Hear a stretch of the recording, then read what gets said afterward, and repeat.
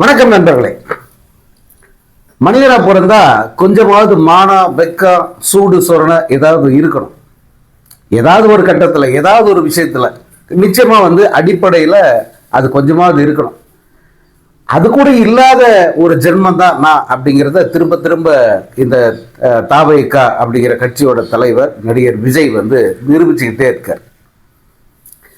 இன்னைக்கு அவரது மனைவி திருமதி சங்கீதா அவங்க செங்கல்பட்டு நீதிமன்றத்தில் 2வது புகார் மனு தாக்கல் பண்ணியிருக்காங்க. அந்த மனுவில் அந்த பனையூரில் இருக்கிற நீலாகரையில் இருக்கிற விஜயனுடைய வீடு அது என்னுடைய வீடும் கூட, எனக்கும் கூட அந்த வீட்டில் சரிபாதி பங்கு இருக்கிறது. என்ன அந்த வீட்டில் வாழ்வதற்கு அனுமதிக்க வேண்டும். நான் நீதிமன்றத்தில் விவாகரத்து கேட்டு மனு தாக்கல் பண்ணி இருக்கிறதால என்ன அந்த வீட்டுக்குள்ள அனுமதிக்க மறுக்கிறாரு. வீட்டை விட்டு வெளியே துரத்திட்டாரு. நான் திரும்ப அந்த வீட்டில் குடியேற முடியாத ஒரு சூழல் இருக்கு. என்னால் நான் லண்டன்ல இருந்து லண்டன் சிட்டிசன்ஷிப் என்கிட்ட இருக்கு. நான் இங்க இந்தியாவில் தங்கி இந்த வழக்கை நடத்த வேண்டியிருக்கு. அப்போ அந்த வழக்கை நடத்துவதற்கு வசதியாக நான் தங்குறதுக்கு எனக்கு இடம் வேணும். என் வீட்டில் என்ன தங்க அனுமதிக்க விடுங்க, அல்லது அதற்கு நிகரான மாற்று ஏற்பாடை எனக்கு செஞ்சு கொடுங்க, அப்படி செஞ்சு கொடுக்குமாறு இந்த விஜய்க்கு உத்தரவிடுங்க அப்படின்னு சொல்லிட்டு செங்கல்பட்டு நீதிமன்றத்தில் அவங்க மனு தாக்கல் பண்ணியிருக்காங்க. அப்போ எந்த அளவுக்கு மிக கடுமையான ஒரு உள்ள போராட்டம், அதே போல உடல் ரீதியான போராட்டம், இதையெல்லாம் அவங்க இந்த விஜயோட அவங்க சந்திச்சிருப்பாங்க அப்படிங்கிறத நம்மால புரிஞ்சிக்க முடியுது.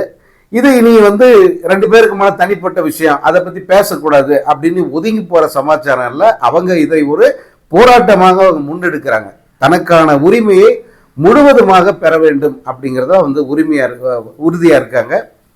அது பின்வரும் நாட்களில் அவங்க செய்தியாளர்களை சந்திப்பாங்க, பேட்டிகள் தருவாங்க. அவரது மகன் நிச்சயமாக இதை வெளியில ஒரு மிகப்பெரிய அளவுக்கு இதை கொண்டு போனோம்.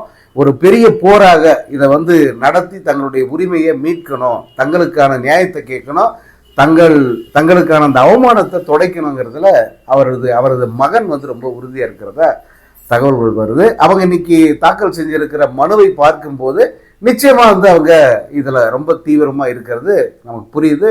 அவர்கள் வெல்லட்டும், அவர்கள்னா நீதி அவங்க பக்கம் நிச்சயமா இருக்கும், அவங்க வெல்லட்டும். அது ஒரு பக்கம். வெளியில இது தொடர்பாக மிகப்பெரிய ஒரு சர்ச்சை ஓடிக்கிட்டு இருக்கு, விவாதம் நடந்துகிட்டு இருக்கு. இந்த நேரத்தில் கொஞ்சம் கூட வெக்கமே இல்லாம மகளிர் தின விழா கொண்டாடுறான் இந்த தற்கூரி. இன்னைக்கு மாமல்லபுரத்தில் இருக்கிற 5 நட்சத்திர விடுதியில் அந்த மகளிர் தின விழா நடக்குது. அதில் மிக சிலர் மட்டுமே, ஒரு சில 100 பேரை அதில் உள்ள அனுமதிச்சிருக்காங்க. மற்றவங்களாம் யாரும் வரவேணாம் அப்படின்னு சொல்லிட்டு இவங்க அறிவிச்சிட்டாங்க. பாருங்க, இந்த நிர்வாகிகள் சந்திப்பு அல்லது மக்கள் சந்திப்பு, அதுக்கெல்லாம் இந்த மாதிரி அறிவிப்பெல்லாம் கொடுக்க மாட்டான். இந்த QR கோடு வச்சிருக்கிறோம் தவிர வேற யாரும் வராதிங்கப்பா, தேவையில்லாம தள்ளுமுள்ளு சட்ட ஒழுங்கு பிரச்சனை வராமல் பார்த்தீங்க. சட்ட ஒழுங்கை மதிக்காத ஒரு திமிர் பிடிச்ச நாய் யாருன்னா அது விஜய் தான். ஆனா இது பேசுது சட்ட ஒழுங்கு சரியில்லை, போலீசார் சட்ட ஒழுங்கை பாதுகாக்க தவறிட்டாங்க, ஸ்டாலின் சார் அதை ஃபெயில் ஆயிட்டாருன்னு சொல்லிட்டு. ஏண்டா நாய தற்கூரியை, நீ முதல்ல அதை சரியா கடைபிடிக்கணும். உன்னுடைய அந்த தற்கூரிகளுக்கு நீ உத்தரவு போடணும், இந்த மாதிரிலாம் பண்ணக்கூடாதுன்னு சொல்லணும். கட்டுப்பாடு ஒழுக்கம்னா என்னன்னு அதுகளுக்கு நீ சொல்லித்தரணும். சட்ட ஒழுங்கு யாரால கெடுது? இந்த தற்கூரி முண்டங்களால தானே கெடுது. அதை முதல்ல நீ சொல்லி கொடுக்கணும். இன்னைக்கு 5 நட்சத்திர விடுதியில பெண்களை வச்சு நீ நடத்துற அந்த விழாவுக்கு மட்டும் எப்படி சட்ட ஒழுங்கு பிரச்சனை ஏற்படாம எல்லாம் சரியா உட்காடுறாங்க.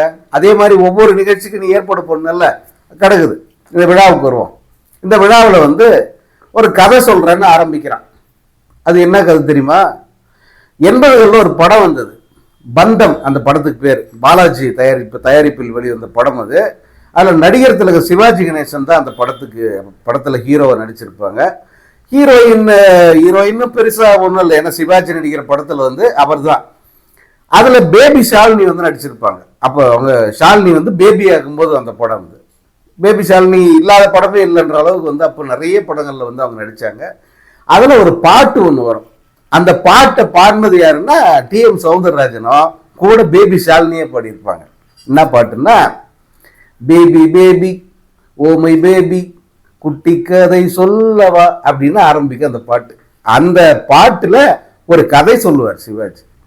ஐயப்பன் கோயிலில் யானை ஒன்று இருந்துச்சான் அப்படின்னு ஆரம்பித்து அதில் முதல்ல யானைக்கு வந்து சுண்ணாம்பு வச்சு தேங்காயை கொடுத்து ஏமாற்றுவாங்க. அப்புறம் அதே போல் மோசடியாக ஒரு வாழைப்பழத்தை கொடுத்து ஏமாற்றும் போது யானை அதை கொடுத்தவனா தூக்கி அடிச்சிடும் அப்படின்னு பாட்டில் வரும். இது தற்குறிக்கு வந்து அது என்ன சினிமாவில் இருக்கா, சினிமாவிலே இருக்கிற ஒரு தற்குறிக்கு அது வந்து சிவாஜி கணேசன் படத்து பாட்டு, இந்த பாட்டில் வர்ற கதை அப்படின்னு நேர்மையாக சொல்லி சொன்னால் அதை வந்து பரவாயில்லடா இவன் ஆனஸ்டாக நேர்மையாக ஒத்துக்கிறான்டா அப்படின்னு சொல்லலாம். இது என்னமோ வந்து இதுவே எங்கேயோ படித்த மாதிரி வந்து இப்படி ஒரு கதையை வந்து இந்த குட்டி கதை அப்படின்னு அவுத்து விட்டுட்டு அதில் யானை யார் தெரியுமா, தூக்கி போட்டு அடித்தா அந்த ஜெகஜால கில்லாடி யார் தெரியுமா அப்படின்னு வந்து யார் அப்படின்னு சொல்லிட்டு எடுத்த எடுப்புலேயே வந்து அரசியல் ஆரம்பிக்கிறான். இது மகளிர் தின விழா, நீ செலிப்ரேட் பண்ண வந்திருக்க, உன்னுடைய நிர்வாகிகள் அதுக்கு தான் கூட்டியிருக்க. எடுத்த உடனே வந்து திமுக மீது தாக்குதல். ஏன்னா ஏற்கனவே வெளியே வந்து ட்ரௌசர் கிழிஞ்சு தொங்குது, அசிங்கமாக போச்சு. ஒரே அசிங்கண்டா குமார்னு சொல்ற அளவுக்கு கேவலப்பட்டு நிற்கிற உன்னுடைய கட்சியை சேர்ந்த பல பேர் ஆன்லைன்ல மல்லு கட்டிக்கிட்டு சன் முட்டு கொடுத்துட்டு இருந்த அந்த பல பசங்க வந்து வெறுத்து போய் காரி துப்பிட்டு இனிமேட்டு இந்த கம்நாட்டியோட சகவாசமே வரடான்னு சொல்லிட்டு போயிட்டாங்க. அதுலயும் இந்த கரடியே காரி துப்பிருச்சுன்ற மாதிரி ஒருத்தன் இன்னைக்கு வீடியோ பதிவு ஒரு 14 நிமிஷம் வீடியோ பதிவு போட்டிருக்கான். அதில் வந்து நாக்கப்படுங்கிற மாதிரி கேள்வி கேட்டிருக்கான். அதுக்காக வந்து அவனை நியாயப்படுத்த முடியாது, அவன் யோக்கியனும் கிடையாது. பட் இவனுக்கு முட்டு கொடுத்துட்டு இருந்த ஒரு கரடி அதுவே வந்து காரி துப்பிட்டு போயிடுச்சு இன்னைக்கு. அப்படி இருக்கு இவன் நிலைமை. இங்க வந்து ஜம்பமா வாய்க்கிலேயே வந்து கதை சொல்லி இவன் வந்து ஆரம்பிக்கிறான். மகளிர் தினத்துல அவனுடைய தேர்தல் வாக்குறுதி அப்படின்னு சொல்லிட்டு ஒரு 12 வாக்குறுதிகளை வந்து கொடுத்துருக்கான். அந்த வாக்குறுதிகளை பார்ப்போம்.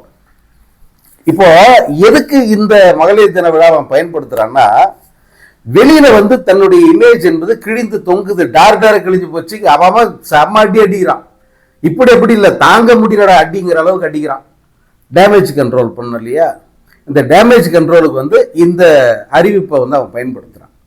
சரி, இந்த அறிவிப்பெல்லாம் வந்து என்ன மாதிரி அறிவிப்பு அப்படின்னா, அந்த 12 அறிவிப்பு என்னங்கிறத பார்த்துருவான். மகளிர் இலாக்கா அப்படின்னு ஒன்று உருவாக்கி அதை அவன் கட்டுப்பாட்டிலே வச்சுப்பான். ஒரு வாக்குறுதி மகளிர் இலாக்கா உருவாக்கப்படும், 2வது வாக்குறுதி அந்த இலாக்காவை அவன் கட்டுப்பாட்டிலே வச்சுப்பான். 2 வாக்குறுதி இது. நான் அதான வசதி, மகளிர் இலாக்கா அவன் கையிலே வச்சுக்கிறது தான் வசதி. அடுத்து பெண்களுக்கு வந்து அரசு 1000 ரூபாய் கொடுக்குது, அது ரொம்ப ரொம்ப கம்மி. முதல் நிலையில் இருக்கிற இந்த மாநிலத்தில் கம்மியாக கொடுக்குறாங்க, இதை விட இதற்கு அடுத்த நிலையில் இருக்கிற மாநிலங்கள்லாம் அதிகமாக கொடுக்குது அப்படின்னு சொல்லிட்டு நான் வந்தால் 2500 ரூபாய் கொடுப்பான்றான். இதை முதல்ல அறிமுகப்படுத்துறது யாரு? 1000 ரூபாய்ங்கிறது தமிழ்நாடு அரசு தான், அதாவது மு.க. ஸ்டாலின் தலைமையிலான திமுக அரசு தான். அதை கூட வந்து இது செயல்படுத்த முடியாது, அது எப்படி கொடுக்க முடியும் அப்படின்னு சொல்லிட்டு எடப்பாடி பழனிசாமி கேள்வி கேட்கிறாரு. எது, நான் 1500 ரூபாய் கொடுப்பேன் அப்படின்னு தேர்தல் வாக்குறுதி எடப்பாடி பழனிசாமி ஸ்டாலினை பார்த்து கேட்கிறார், எப்படி நீ கொடுத்துட முடியும்?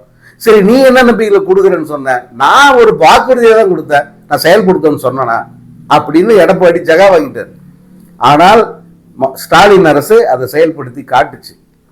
அதுக்கு பிறகுதான் இந்தியா முழுக்க இருக்கிற மற்ற மாநிலங்கள் என்னடா அது இப்படி ஒரு ஸ்கீமா அப்படின்னு சொல்லிட்டு மற்ற மாநிலங்களும் வந்து இந்த திட்டத்தை வந்து ஃபாலோ பண்ணி இங்க 1000 ரூபாய் தர்ற மாதிரி ஒரு சில இடத்துல அவங்களுடைய பொருளாதார நிலைக்கேற்ப 1500 ரூபாய் அந்த ரேஞ்சில் தராங்க. 1200 ரூபாய், 1500 ரூபாய் இந்த நிலையில் அப்போ இந்தியா முழுக்க அப்படித்தான் ஒவ்வொரு இடத்துல. அதே போலதான் காலை உணவு திட்டம் இந்த அரசு தான் வந்து முதலில் அதை அறிமுகப்படுத்துது அரசு பள்ளிகள்ல. இதை பார்த்த உடனே வந்து இந்தியாவில் இருக்கிற மற்ற மாநிலங்கள் அனைத்துமே அந்த திட்டத்தை வந்து செயல்படுத்துவோம்னு சொல்லிட்டு செயல்படுத்த ஆரம்பிச்சிட்டாங்க.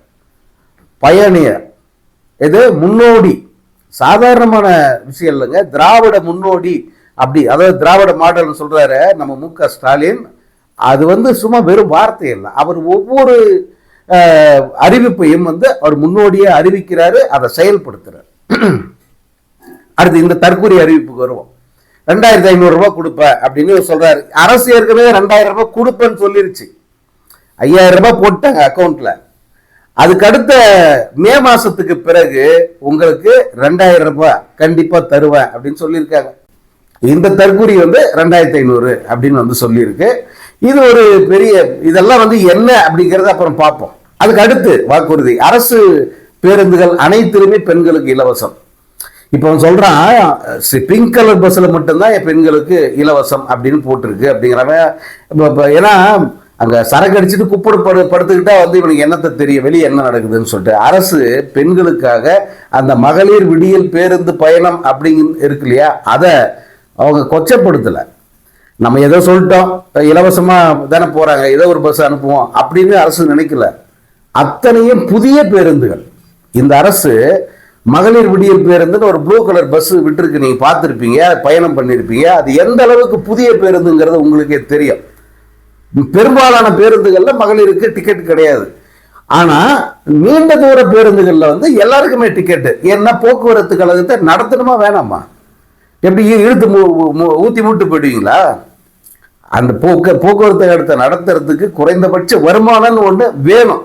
எல்லாத்தையுமே வந்து இலவசமா கொடுத்துட்டாக்க அதுவே வந்து திகட்டியும் போயிடும். அதனால வந்து அரசு இந்த வேலைக்கு செல்லும் பெண்களுக்கு வசதியாக அந்த குறிப்பிட்ட தூரம் வரையிலான பேருந்துகளில் அந்த இலவச பயணத்தை கொடுக்குறாங்க. இவன் வந்து எல்லாமே ஃப்ரீ அப்படின்னு சொல்லியிருக்கான். அதுக்கு அடுத்து பெண்களுக்கு அதாவது இந்த கல்வி இடைநிற்றலை தவிர்ப்பதற்காக வந்து ஆண்டுதோறும் 15,000 ரூபாய் தருவேன் அப்படின்னு வந்து சொல்லியிருக்கான். அப்புறம் 1 சவரன் தாலிக்கு தங்கம், அந்த ஏடிஎம்கே பீரியட்ல இருந்து இல்லையா, தாலிக்கு தங்கன்றத அண்ணன் சீர் அப்படிங்கிற பேர்ல வந்து 8 கிராம் தங்கத்தை வந்து திருமணமாகிற பெண்களுக்கு தருவேன் அப்படின்னு சொல்றான். அதுல டேர்ம்ஸ் அண்ட் கண்டிஷன்ஸ் என்னன்னு தெரியாது, அதுல என்னென்ன இது வச்சிருப்பான்னு தெரியாது. இப்ப இந்த 2,500 தருவேன்னு சொன்னதே 60 வயது உள்ள பெண்களுக்கு மட்டும், 60 வயசு வரைக்கும் உள்ள பெண்களுக்கு மட்டும் தான் தருவானா. 60 வயசுக்கு மேல இருக்கிறவங்க எல்லாம் தற்கொலை பண்ணிக்கணுமா? 60 வயசுக்கு மேல இருக்கிறவங்க நீ என்ன காம்பன்சேஷன் தருவ? முதியோர் உதவி தொகைன்னு இந்த அரசு கொடுத்துக்கிட்டு இருக்கு. 60 வயசுக்கு மேல இருக்கிறவங்க எல்லாருக்குமானா எல்லாருக்கும் இல்லை, அது அதுக்கு தகுதியானவங்களுக்கு அதை கொடுத்துக்கிட்டு தான் இருக்காங்க. அந்த முதியோருக்கான அந்த தொகையை கூட இப்போ ஏற்றி கொடுத்துருக்காங்க. அவர்களுக்கு வந்து 4,000 ரூபாய் போய் சேர்ற மாதிரி பண்ணியிருக்காங்க. அரசு பல விதத்தில் அது செஞ்சுக்கிட்டு தான் இருக்கு. இவனும் புதுசாக வந்து வேற கிரகத்தை வந்து கண்டுபிடிச்சு கொண்டாந்த மாதிரி இதை வந்து சொல்லிக்கிட்டு இருக்கா. அதே போல என்ன மாமன் சீரா, தாய் மாமன் சீர் அப்படின்னு சொல்லிட்டு பிறக்கிற குழந்தைங்களுக்கெல்லாம் ஒரு மோதிரம் போடுவேன்னு சொல்லியிருக்கான். என்ன 1 கிராம்லயே 1/2 கிராம்லயே போட போறான். அதுவும் கூட வந்து இவன் ஏற்கனவே இந்த விஜய் தன்னுடைய பிறந்த நாளுக்கு தான் பிறந்த அந்த எழும்பூரில் இருக்கிற மகப்பேறு மருத்துவமனையில் பிறக்கிற குழந்தைகளுக்கு மட்டும் ஒரு ஒரு ஒரு 300 மில்லிகிராம்ல ஒரு மோதிரம் ஒன்று போடுவான். எப்படி சொல்றீங்கன்னு கேட்குறீங்களா? ஒரு அன்னைக்கு மட்டும் ஒரு 20 அல்லது 30 300 மில்லிகிராம் மோதிரம் செய்வாங்க. அதை செஞ்சு கொண்டு போயிட்டு அந்த அரசு, ஏன்னா பிறந்த குழந்தை என்ன கை விரல் எவ்வளோ இருக்கும், அதுக்கு 1 கிராம்ல போட்டாலாம் அது தாங்காது. 1/2 கிராம்ல போட்டால் கூட அதுவே பெருசா இருக்கும். அதனால வந்து ஒரு 300 மில்லிகிராம் 350 மில்லிகிராம்ல வந்து தனியா இவங்க மோதிரம் செய்ய சொல்லுவார், எஸ்ஐ செய்ய சொல்லி அந்த மோதிரங்களை கொண்டாந்து ஒரு 20 பசங்களுக்கு வந்து போடுவாங்க. அது மிஞ்சி போனா என்ன, ஒரு 1 சவரன் தான். 1 சவரன்ல 2 சவரன்ல முடிஞ்சு போயிடும் இவன் கொடுக்குற உதவி. அப்போ இவன் கொடுக்கும் போது உதவி அந்த 1 சவரனுங்கிறது 8,000 ரூபாய் 10,000 ரூபாய் அந்த ரேஞ்சு தான். அப்போ அது வரைக்கும் தான் கொடுத்துக்கிட்டு இருந்தா, அதுக்கப்புறம் நிப்பாட்டாங்க கொடுக்கறதில்ல இப்போ. ஸோ அதை வந்து இவங்க இப்போ இந்த பிறக்கிற குழந்தைங்களுக்கு நாங்கள் இந்த சீர் கொடுப்போம், அது கூட ஒரு கிட்டு, அதாவது பேபி கிட்டு ஒன்று கொடுப்போம் அப்படின்னு வந்து இதில் அறிவிச்சிருக்கா. அதே போல் பெண்கள் எந்த புது போக்குவரத்தில் போனாலும் அவங்களுடைய தற்காப்புக்காக வந்து ஒரு ஸ்மார்ட் அந்த சேஃப்டி பட்டன் ஒன்று வைப்போம் எல்லாத்துலேயும் அப்படின்னு சொல்கிறா. அது பெரும்பாலும் அரசு போக்குவரத்து அனைத்திலுமே அது இருக்குது. அதே போல் அரசே ஒரு செயலியை வந்து உருவாக்கியிருக்கு, காவலன் செயலி. அந்த செயலி வந்து எந்த அளவுக்கு பயனுள்ளதாக இருக்குன்னு பெண்கள் பலரும் சொல்லுவாங்க. இப்படி ஒரு 12 வாக்குறுதிகளை வந்து தேர்தல் வாக்குறுதி அப்படிங்கிற பேரில் வந்து இந்த விஜய் வந்து இன்னைக்கு அறிவிச்சிருக்கான். இப்போ பாருங்க, இவன் அறிவிச்ச இந்த 12 வாக்குறுதிகளையே நிதானமாக நீங்கள் யோசிச்சு பாருங்க. இதில் எதுவுமே தமிழ்நாட்டு மக்களுக்கு புதுசு கிடையாது. ஏற்கனவே அவங்க அனுபவிச்சுக்கிட்டு இருக்காங்க.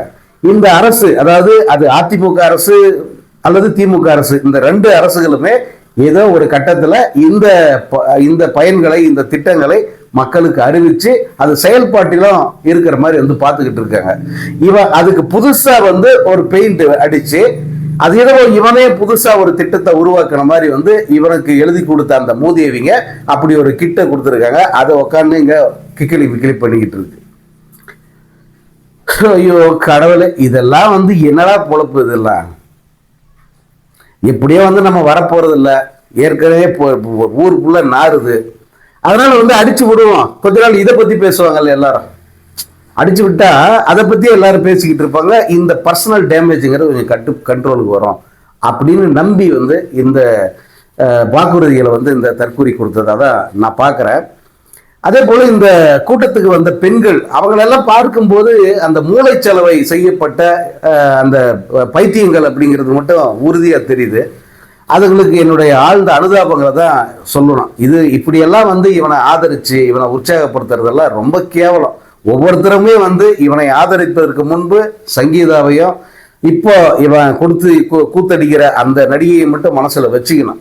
ஏன்னா இதை ஏன் சொல்கிறேன்னா, தமிழ்நாட்டு மக்களை பொறுத்த வரைக்கும் வந்து சென்சேஷனில் அவங்க சில விஷயங்களை அப்ரோச் பண்ணுவாங்க. இப்போ இந்த விஜய் 41 பேரை கொண்டுட்டு ஓடிட்டான். அந்த தாக்கம் வந்து மக்கள் மத்தியில் எவ்வளோ இருந்ததுன்னு பார்த்தா அது பெருசாக இல்லை அப்படின்னு தான் பலரும் சொல்கிறாங்க. ஏன்னா அப்படி போயும் கூட விஜய் கூட்டத்துக்கு விஜய் நடத்துகிற கூட்டங்களுக்கு வருகிற மக்கள் குறையலை, ஆர்வம் குறையலை அப்படிங்கிற மாதிரி சொல்லிக்கிட்டு இருந்தாங்க. இதை வந்து அவங்க பெருசாக எடுத்துக்கல. இது வந்து திமுக அரசு மேலே இவன் அப்பயே திட்டமிட்டு பழி போட்டதால அவங்க சீரியஸாக எடுத்துக்கல அப்படின்னு வந்து சொன்னாங்க. அதே போல ஒவ்வொரு கூட்டத்திலும் இப்போ இந்த அண்மை கூட்டத்தில் தஞ்சாவூரில் அந்த 5 பசங்க அடிப்பட்டது, ஒருத்தர் சீரியஸாக இருக்கிறது, இது எதையுமே வந்து பெருசாக இவங்க பேசலை. ஆனால் இந்த பேசலன்னா நடுநிலையாளர்கள், அரசியல் ஒரு சிலர் கடுமையாக பேசுகிறாங்க. தற்குறிகள், இவனுக்கு ஆதரவாக இருக்கிற பைத்தியங்கள் அதுங்க இதை பெருசாக எடுத்துக்கல. இப்போ இந்த அன்னிகள் விவகாரம் வந்துச்சு பாருங்க. இந்த அன்னிகள் விவகாரம் அவங்கள ரொம்ப பெருசாக பாதிச்சிருக்கு. இப்போ பல பேர் வந்து இந்த விஜய் ஆதரவு மனநிலையிலிருந்து விடுபட்டு ஐயோ வேண்டவே வேண்டாம், இவன் நமக்கு வேணாண்டா, இவன் நமக்கு வேண்டவே வேண்டாம் அப்படின்னு வடிவேலு சொல்ற மாதிரி இவன் தமிழ்நாட்டுக்கு வேண்டவே வேண்டாம், அதுவும் இந்த கலாச்சாரத்துக்கு இவனை மாதிரி ஒரு கேடுகட்டவன் வந்து தேவையில்லாதவன் அப்படின்னு சொல்ற மனநிலையில பல பேர் வந்துட்டாங்க. அது விஜய்க்கு தெரியுது. அதனால இன்னைக்கு கூட்டத்தில் வந்து சொல்றான், வெளியில நீங்க எல்லாம் பல பிரச்சனைகள் ஓடுது, அது எனக்காக போய் முட்டு கொடுத்து நீங்க எல்லாம் வந்து ஹர்ட் ஆகுறீங்க, அதை பார்க்கும்போது எனக்கு ஹர்ட் ஆயிடுது, அதனால நீங்க அதை பத்தி எல்லாம் கவலைப்படாதீங்க, இனி அதுக்கெல்லாம் நீங்க முட்டு கொடுக்காதீங்க, நான் பார்த்துக்கிறேன். அதை நாடா பார்த்துப்ப, நீ என்ன பார்த்த? முதல்ல இந்த விஷயத்த ஒரு நாகரிக மனிதன் எப்படி அணுகுவான், ஒரு அரசியல் கட்சி தலைவன் எப்படி அணுகுவான்ற குறைந்தபட்ச புரிதலோடு நீ ஏதாவது செஞ்சிருக்கியா? அவங்க நல்ல முறையில் இந்த டேமேஜ் எல்லாம் எதுவும் பண்ணாம 4 பேருக்கும் தெரியாம 4 சோத்துக்குள்ளே உட்காந்து பேசி முடிச்சுக்கலாம். ஏன்னா பெரிய நடிகன் அரசியலுக்கு வந்துட்டான், அடுத்த முதல்வராக போற கனவுல இருக்கா, அவனை நம்ம தொந்தரவு பண்ணக்கூடாது. 5 வருஷம் பிரிஞ்சிருந்தோம், சரி பரவாயில்ல, அரசியல் தீவிரம் போறதுக்கு முன்னாடி நம்ம ஒரு செட்டில்மெண்ட் வாங்கின்னு ஒதுங்கிடலாம்னு நினைச்சு நான் வந்து ட்ரை பண்ணேன். ஆனா அதற்கு அவர் ஒத்து வரவில்லை அப்படின்னு சொல்லிட்டு அந்த அம்மா சங்கீதா வந்து அவங்க குறிப்பிடுறாங்க. அப்போ நீ வந்து ஒரு பெண்ணுக்கு, நீ கூட வாழ்ந்த பெண்ணுக்கு நாகரிகமாக ஒரு செட்டில்மெண்ட் கொடுக்க உனக்கு மனசு இல்லை. ஏன்னா நீ நம்பர் 1 கஞ்ச பிசினாரி. நான் சினிமாவில் எவ்வளோ பேரை பார்த்துருக்கேன், ஆனால் இப்படி ஒரு கஞ்சனை வந்து நான் பார்த்ததே கிடையாதுன்னு சொல்ற அளவுக்கு மோசமாக அந்த பண விஷயத்தில் வந்து அவங்கள ட்ரீட் பண்ற, அவங்களுக்கு தங்கறதுக்கு வீடு தர மாட்டேங்கிற, பையன் தங்கறதுக்கு வீடு ஏற்பாடு பண்ணி தரல, பொண்ணு வந்து பிஜி அதாவது பேயிங் கெஸ்டாக இருக்காங்க, வேற ஒரு ஹாஸ்டலில் பேயிங் கெஸ்டாக வந்து அவங்க தங்கியிருக்காங்க. பையன் வந்து ஒரு வீடு எடுத்து ஏதோ வந்து தங்கியிருக்கா, பெரும்பாலும் வந்து ஹோட்டலில் தான் தங்குறான். அது வந்து நம்ம ஒரு சினிமாவில் இருக்கிற நண்பர்கள் மூலமாக நமக்கு தெரிஞ்சது. பெரும்பாலும் ஹோட்டல்களில் தங்குறாப்புல. மனைவி வந்து எனக்கு வீட்டில் தங்க அனுமதி கொடுன்னு வந்து கெஞ்சிக்கிட்டு இருக்கு. நீ பெரிய மயிலாட்டம் வந்து இங்கே மேடையில் வந்து முழங்குற, வாக்குறுதி கொடுக்குற. என்னடா வாக்குறுதி? வாக்குறுதி நீ கொடுத்த வாக்குறுதி மனைவிக்கு கொடுத்தே, அந்த வாக்குறுதி எங்கே போச்சுன்னு கேட்குறாங்க எல்லாம். உன் பிள்ளைகளுக்கு கொடுத்த வாக்குறுதி என்னடா ஆச்சு? உன் பேரண்ட்ஸுக்கு கொடுத்த வாக்குறுதி என்ன ஆச்சு? அந்த வாக்குறுதியை காப்பாற்ற துப்பு இல்லாத நீ இந்த வாக்குறுதியில எப்படி நிறைவேற்றுவ? அப்புறம் முக்கியமான ஒண்ணு, இதைத்தான் முதல்ல சொல்லணும்னு நினைச்சேன். மாண்புமிகு முதல்வர் அவர்களே, ஒரு தற்கூரி திரும்ப திரும்ப வந்து உங்களை அவமான அசிங்கப்படுத்துறான். அதுவும் குறிப்பா இந்த தமிழ்நாட்டு பட்ஜெட்டில் 30% வந்து உங்கள் குடும்பத்துக்கும் உங்களுக்கும் உங்கள் மந்திரிகளுக்கும் நேரடியா போகுது அப்படின்ற ஒரு அக்யூசேஷன் அவன் வச்சிருக்கான். நீங்க பாருங்க, நம்ம தமிழ்நாட்டு பட்ஜெட்ல 30% அப்படிங்கிறது கிட்டத்தட்ட 1.2 லட்சம் கோடி. 1 லட்சம் கோடிக்கு மேலங்க, 1 லட்சம் கோடிக்கு மேல உங்க அமைச்சரவையே திங்குது அப்படின்னு வந்து அவன் சொல்றான். நான் இப்பதான் ஒரு இடத்துல நான் படிச்சேன், இப்பதான் நான் தெரிஞ்சுக்கிட்டேன். இவ்வளவு போகுது, இதையெல்லாம் வந்து நம்ம மக்களுக்கு திருப்பி விட்டா அது வந்து போய் சேர்ந்துரும் அப்படின்னு சொல்றான்னா அவன் ஏதாவது அதற்கு ஆதாரம் தரணும், அதற்கான புள்ளிவிவரம் ஏதாவது இருக்கணும். ஆனா வாய்க்கு வந்தது அவன் ஒரு மேடையில, பொது மேடையில மொத்த மீடியாவை கவனிக்குது அடிச்சு விட்டு போறா. இப்பவும் நீங்க அவன் மேல நடவடிக்கை எடுக்காம வேடிக்கை தான் பார்க்க போறீங்களா? இது வந்து ரொம்ப மோசமான ஒரு குற்றச்சாட்டு. இது இந்த குற்றச்சாட்டுக்கு நீங்க பதில் சொல்லாம கடந்து போக போறீங்களா, அல்லது குறைந்தபட்சம் ஒரு டிஃபமேஷனாவது இவன் மேல ஃபைல் பண்ண போறீங்களா? நீங்க கரூர் வழக்கு சம்பவத்தில் அவனை தூக்கி உள்ள உட்கார அதை செய்யல. ஒவ்வொரு கூட்டத்திலையும் நான் ஒரு குறைந்தபட்சம் இத்தனை பேர் கொள்றதை அவன் வழக்கமா வச்சிருக்கான். அதுக்கும் வந்து நீங்க எதுவும் செய்யல. இந்த அரசு மீதும் உங்கள் மீதும் தனிப்பட்ட முறையிலும் சரி, அரசு மீது பல்வேறு குற்றச்சாட்டுகளை தொடர்ந்து முன்வைக்கிறான். ஒரு அரசியல் கட்சி விமர்சனம் பண்றது வேற, ஆனா எந்த விதமான அடிப்படை ஆதாரமும் இல்லாம தொடர்ந்து ஒரு குற்றச்சாட்டை முன்வைக்கிறதுங்கிறது கடுமையாக தண்டிக்கப்பட வேண்டியது, நடவடிக்கை எடுக்கப்பட வேண்டியது. இன்னைக்கு சொன்ன குற்றச்சாட்டு உள்பட இதை நீங்க என்ன செய்ய போறீங்க, இவன் மேல என்ன நடவடிக்கை எடுக்க போறீங்க?